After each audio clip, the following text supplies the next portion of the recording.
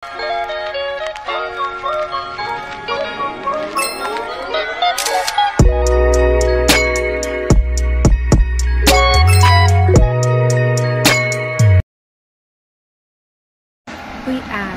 ko, nakareceive ka na ba ng ganitong text from GCash? Alam mo bang pagkakataon mo na para mag-repay? Dahil totoo ang chismis, yung mga ganitong text po ni GCash about G-loan and G-gives increase once na mag-repayment ka ng loan is totoo po. Basta pasok ka sa period katulad nito April 4 till April 4, pasok siya. 100% po malaki ang chance na mas mataas ang credit limit na i-offer po sa'yo ni GCash. So ito, pag naka-receive ka na ng mga ganitong texts, huwag ka na mag-atubiling mag-repayment kasi sure ball na may increase ka.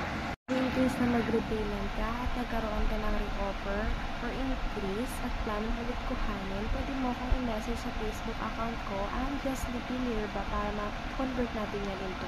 Ano tayo nilintay mo? Hintayin mo na ang text ni GCash. Kung silipin mo na agad ang messages mo, baka hindi mo na napansin na nag-text na si GCash. Ayun lang, thank you sa panonood.